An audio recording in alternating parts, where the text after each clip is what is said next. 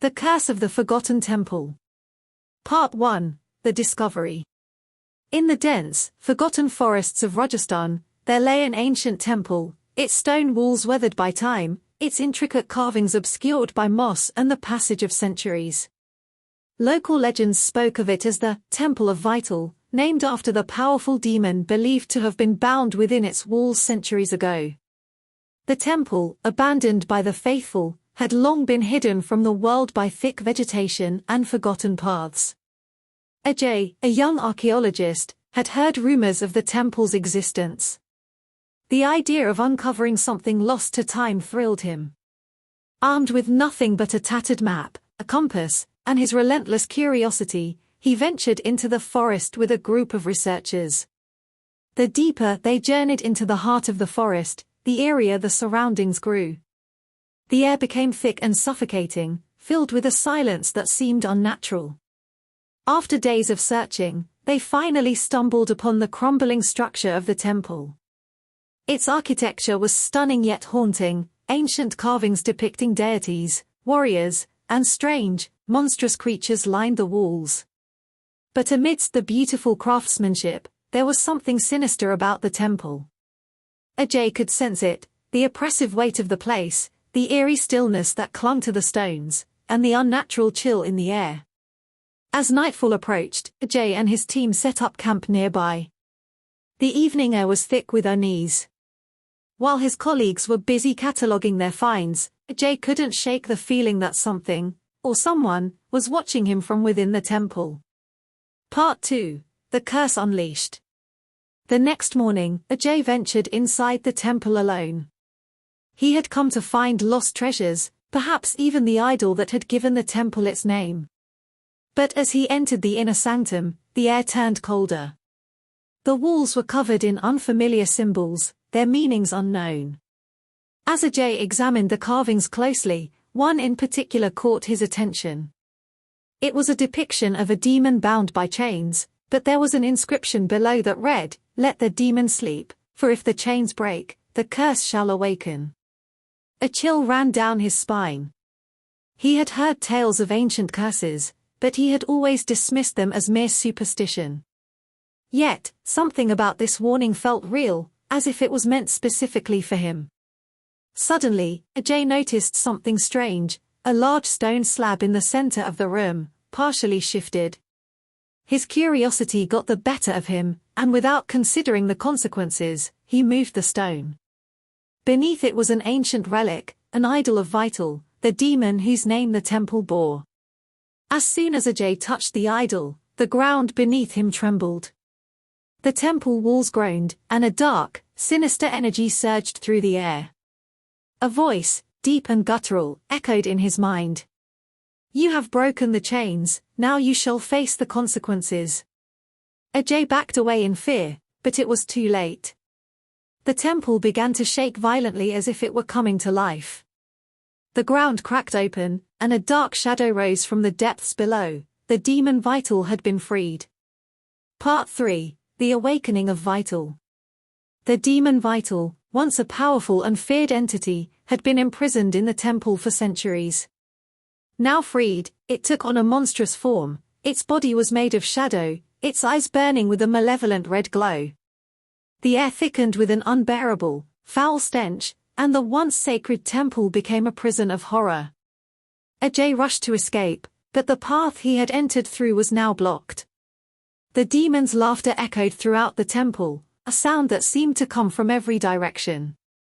As Ajay turned to run, he saw that the other members of his team had also come inside, drawn by the temple's dark power. They were not alone.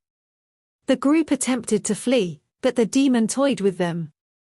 One by one, they were picked off, their screams echoing through the temple as Vital's dark magic trapped them in illusions. They saw the faces of their loved ones, their deepest fears materialized before them, but each vision was twisted and distorted. Ajay, however, had managed to find an old scroll hidden within the walls of the temple, an ancient text that spoke of a ritual to bind Vital once again. With the demon hot on his heels, Ajay desperately tried to decipher the text. The ritual required a sacrifice, a soul to seal the demon away once more. Part 4. The final choice. The walls of the temple seemed to close in on Ajay as he frantically recited the incantations from the scroll. His body was racked with pain as the curse fought back, but the demon was growing weaker. Ajay's vision blurred, and he realized what he had to do. He turned to his remaining team members, one of whom was already gravely injured by the demon's wrath. In a desperate bid to stop the demon from escaping, Ajay made the ultimate sacrifice. He plunged the idol into his own chest, offering his life force to the ritual. As Ajay's life faded away, the dark shadow of Vital let out an ear-piercing screech, its form dissipating into the air. The temple grew silent once more, the curse once again bound within the walls.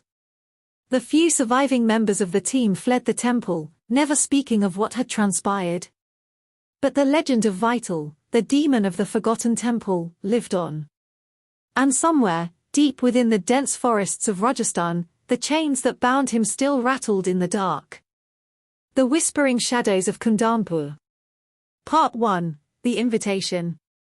The village of Kundanpur was an eerie place, tucked away in the dense jungles of Madhya Pradesh. Most of the village's inhabitants had long abandoned it after whispers of a terrible curse began circulating. Those who remained were the old and frail, telling stories of strange occurrences, the screams in the night, the shadows that moved by themselves, and the inexplicable disappearances of travelers. Nisha, an ambitious young journalist from Delhi, had heard of Kundanpur from an old book about India's forgotten places.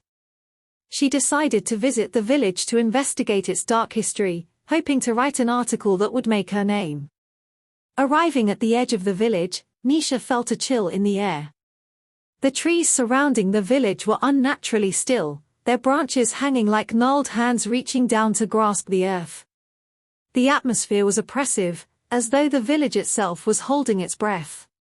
She was greeted by an old man, the last remaining resident of Kundanpur, named Jagannath. He had lived in the village all his life, but he was not welcoming. "Don't go into the woods after sundown," he warned her, his voice trembling. "And stay away from the old mansion at the end of the road. It's cursed." Nisha, skeptical of old tales, ignored the warning and proceeded with her exploration. The mansion Jagannath spoke of was an imposing, decaying structure on the outskirts of the village. It was said to belong to the Kundan family, who vanished mysteriously many years ago, never to be seen again. The house had stood empty ever since, its windows like hollow eyes watching over the village. As the sun began to set, Nisha made her way toward the mansion, eager to uncover its secrets. Part 2. The Mansion. The mansion loomed before her, its gates rusted shut, the ivy creeping up its stone walls like a choking hand. The windows were boarded, yet Nisha felt an undeniable pull to enter. She found a broken section of the gate and squeezed through, stepping onto the overgrown lawn. The door creaked loudly as she pushed it open. Inside, the house smelled of mold and old wood, but there was something else, an overwhelming sense of wrongness, as if the house itself were alive, watching her. The walls were covered in dust and faded portraits of long-dead ancestors. The air grew colder the deeper she ventured, and she could hear strange whispers faintly echoing through the halls. It was then that she noticed something moving in the shadows. At first, she thought it was a trick of the light, but the movement was deliberate. She followed it, heart racing. The whispering grew louder. "Leave this place." The voice was cold and ancient. It seemed to come from everywhere at once. Nisha's heart pounded in her chest as she turned to see a figure standing at the end of the hallway. A tall man, his face obscured by shadows, but his eyes, they were hollow, voids that seemed to pull in all the light around them. "Who are you?" Nisha asked, her voice shaky. The figure didn't answer. Instead, it slowly started to move toward her. She backed away, but the figure was too quick. He reached out and placed a cold, bony hand on her shoulder, sending a shock of ice through her body. Suddenly, the walls around her began to close in, the air thick with oppressive darkness. She could hear the voices of countless others whispering now, their cries of terror echoing in her ears. Nisha tried to scream, but her voice was lost in the cacophony of despair. Part 3. The Curse Unleashed. Nisha tried to run, but the mansion seemed to stretch, its corridors endlessly looping back on themselves.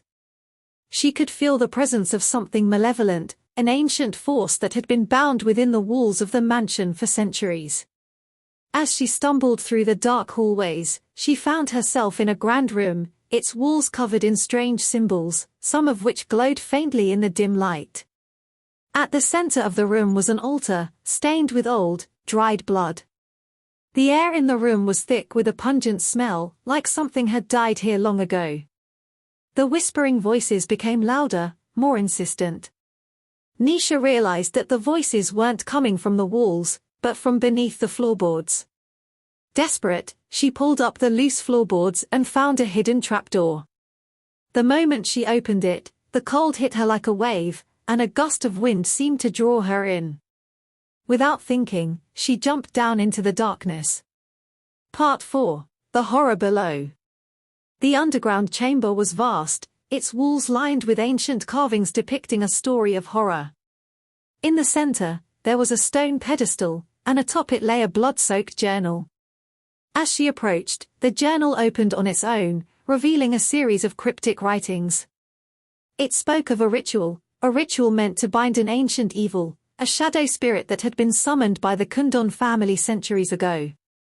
The demon, known only as Virath, had been trapped in the mansion after consuming the souls of those who lived there. The ritual was supposed to be a permanent seal, but something had gone wrong, and the spirit had been set free, feeding on the souls of anyone who entered. As Nisha read, she heard a low growl behind her. She turned to see the figure again, but this time, his body was dissolving into shadows, his eyes burning with an unnatural fire. The ground shook beneath her feet. "You should not have come," the figure hissed. "Now you are part of me." Nisha tried to escape, but the shadows wrapped around her, pulling her into the depths.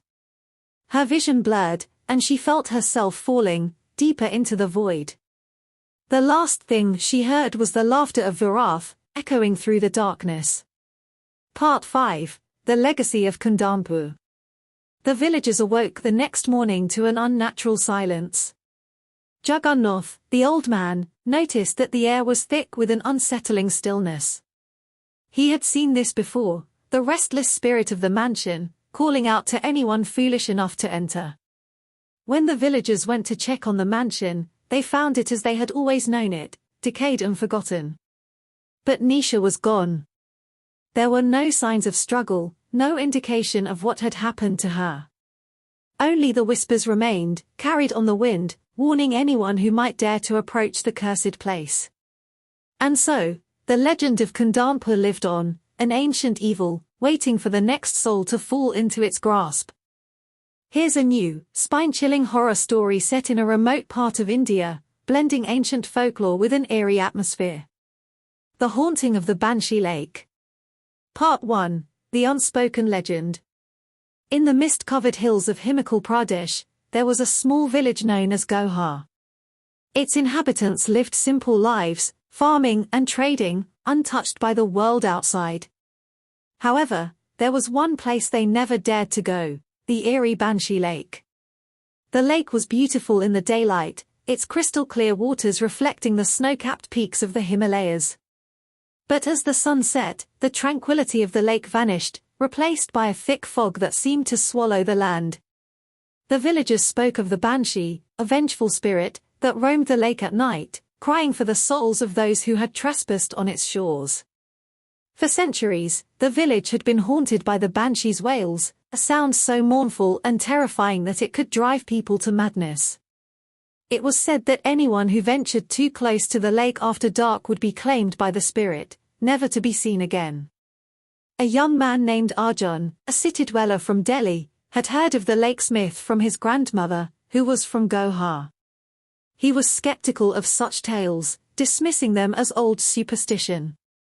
However, during a visit to the village, curiosity got the best of him. He decided to visit Banshee Lake to see if the stories were true. Part 2. The Tempting Curse. Arjun's friends in the village warned him not to go. "You don't understand the power of the lake, Arjun," said one of the elders, his face grave. "The Banshee does not spare those who dare to challenge her." But Arjun was determined. Armed with his camera, he set off early in the morning to reach the lake before sunset. The trek through the dense forest was exhausting, but by the time evening approached, Arjun reached the shores of the lake. The air was colder than he had expected, and the landscape had an unsettling stillness to it. As the sun dipped behind the mountains, the first signs of the supernatural appeared. A dense fog began to roll in, creeping across the surface of the lake like a living thing. Arjun snapped a few photos, trying to capture the eerie beauty of the place. He had heard rumors that the Banshee's cry would echo through the mountains at night, but he didn't believe it. However, as darkness fully settled over the lake, the air grew heavy with an unnatural quiet. The usual sounds of the forest were absent, no rustling leaves, no chirping insects, just silence. And then it began.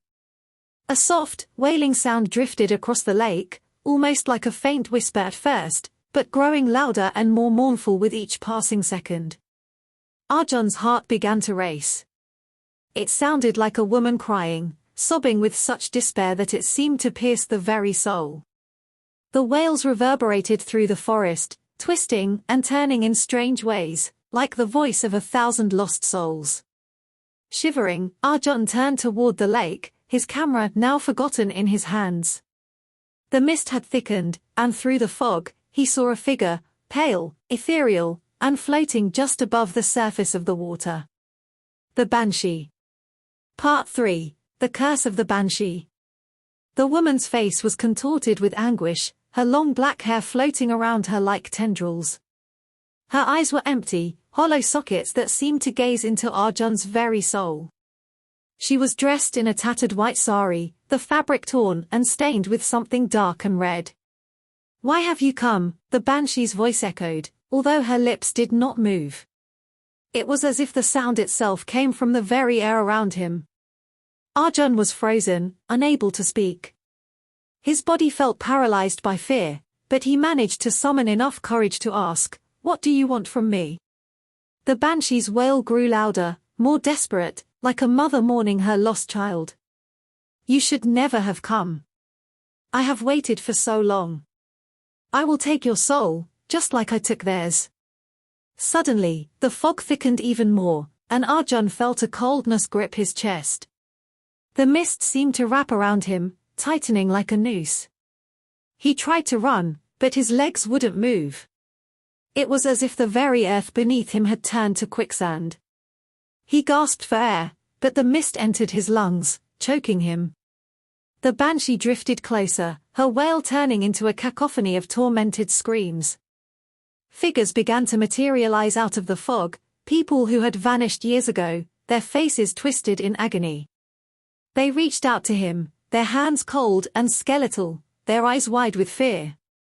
You will join us now," one of the figures whispered. "There is no escape." Arjun's mind reeled. The figures, the Banshee, the terrible wailing, it was all too much. Desperation set in as he fought against the unseen forces that were holding him in place. And then, in a desperate attempt to save himself, Arjun remembered the legend his grandmother had told him, of the only way to break the curse.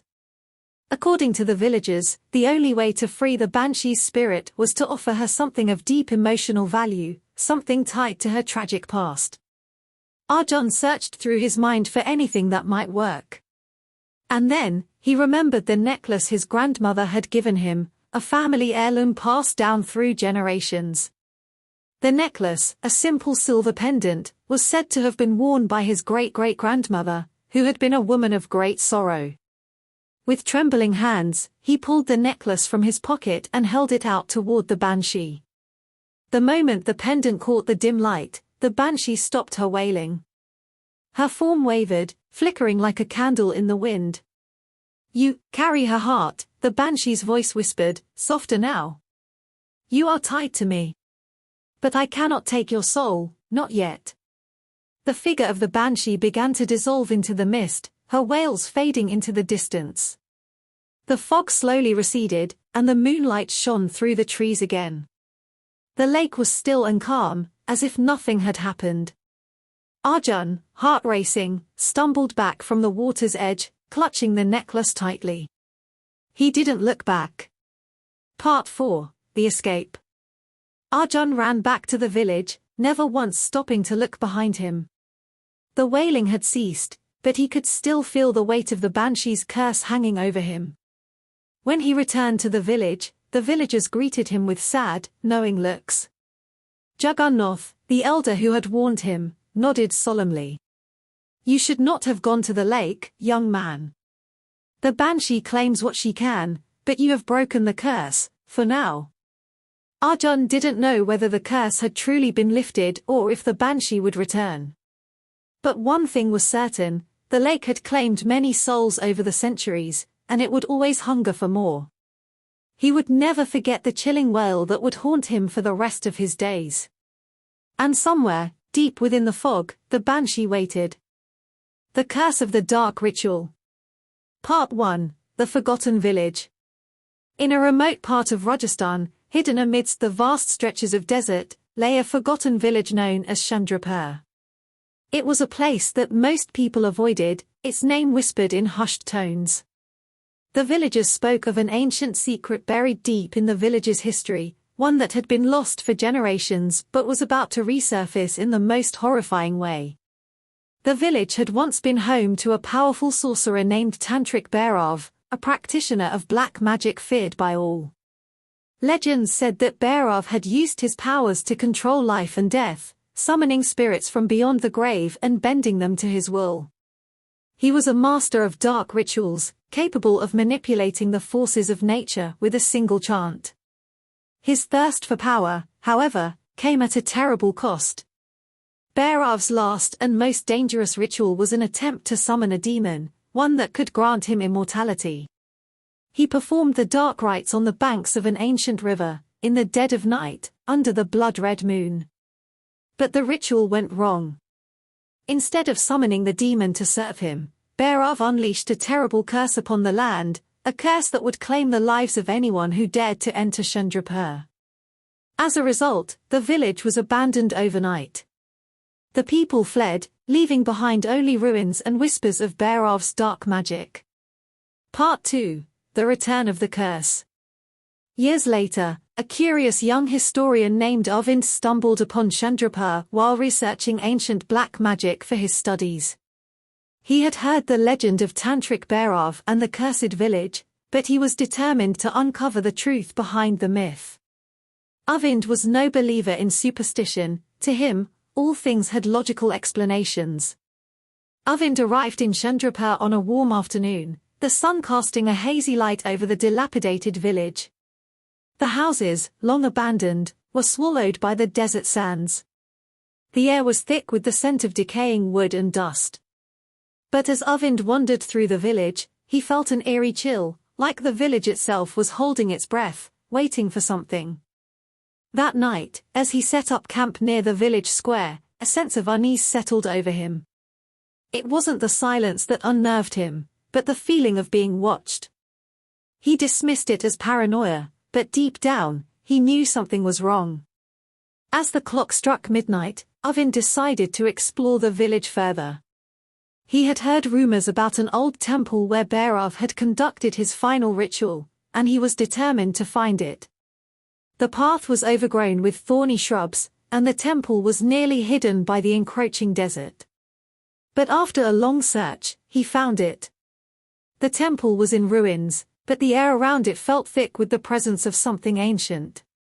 Inside, the walls were covered in symbols and incantations, most of them too cryptic to understand. But one symbol stood out, a dark circle, surrounded by blood-red markings. It looked like something was drawn with blood, and as Arvind traced his fingers over it, a low growl echoed through the air. Suddenly, the ground beneath him trembled, and the candles he had lit flickered violently. A gust of wind blew through the temple, extinguishing the flames. Arvind turned to leave, but the door slammed shut with a deafening noise. He tried to push it open, but it wouldn't budge. Panicked, he looked around the room. That's when he saw it. A figure emerged from the shadows, tall, cloaked in black, with glowing red eyes. It was the spirit of Tantric Bhairav himself. His face was a twisted mask of fury, and his lips moved as if chanting an incantation. The air grew cold, and the temperature in the room dropped to freezing. Part 3. The Black Magic Awakens. Bhairav's spirit rose from the ground, his form twisting like smoke. "You should not have come," he hissed, his voice like gravel scraping against stone. "You've awakened me, now you will suffer." Arvind's heart raced as he stumbled backward, but there was no escape. The walls of the temple seemed to close in around him. The air was thick with malevolent energy, and the ground seemed to pulse with dark magic. Suddenly, the spirits of the villagers who had died in the curse appeared, faces twisted in agony, their eyes hollow, their bodies rotting. They reached out toward Arvind, their hands like claws, their mouths open in silent screams. "No!" Arvind screamed, covering his ears, but it was no use. The spirits' cries were deafening, and the ground beneath him seemed to sink further. He could feel himself being pulled toward the center of the room, as if the earth itself was consuming him. "You should have never come," Bhairav repeated, his eyes glowing brighter. "Now you belong to me, to the curse I have set upon this land." Arvind tried to run, but his legs wouldn't move. His body felt heavy, weighed down by the spirits that clung to him. He could see the dark symbol on the floor pulsing, as if it were alive, feeding off his fear and despair. In that moment, Arvind understood the true power of Tantric Bhairav's magic. It wasn't just black magic, it was a curse that bound the souls of the living and the dead, trapping them in an endless cycle of torment. The villagers had not simply died, they had been absorbed into the curse, forced to serve Bhairav's dark will for eternity. Part 4. The Price of Black Magic. As the night wore on, Arvind felt his mind slipping away. The spirits around him whispered his name, calling him to join them in the dark abyss. He could feel his own soul slipping from his body, the weight of the curse pulling him deeper into the underworld. But then, through the fog of fear and darkness, a faint voice echoed in his mind. It was the voice of his grandmother, who had warned him never to dabble in the supernatural. "The price of black magic is always the soul, Arvind," she had said. "Never tempt fate." With the last of his strength, Arvind reached into his bag and pulled out a small piece of amulet his grandmother had given him, a charm meant to ward off evil. He clutched it tightly in his hand and whispered a prayer. The charm began to glow, its light piercing through the darkness, pushing back the spirits. The figure of Tantric Bhairav screamed in rage as the light from the amulet burned through him, disintegrating his form. The spirits of the villagers vanished, their tortured cries fading into nothingness. Arvind collapsed to the ground, gasping for breath. The temple was silent now. The curse, for a brief moment, had been lifted. Part 5. A never-ending curse. Arvind returned to the village, shaken and traumatized, his mind unable to comprehend the horrors he had just witnessed. He had narrowly escaped the clutches of Bhairav's black magic, but he knew that the curse was not truly gone. As he left Chandrapur behind, Arvind couldn't shake the feeling that the spirits of the village still watched him. He could feel their eyes on him wherever he went, and sometimes, late at night, he would hear whispers, voices calling his name from the dark. The curse of Tantric Bhairav was not something that could be erased. It lived on, hidden in the shadows, waiting for the next soul foolish enough to uncover its secrets. And Arvind knew that he would never truly escape the darkness.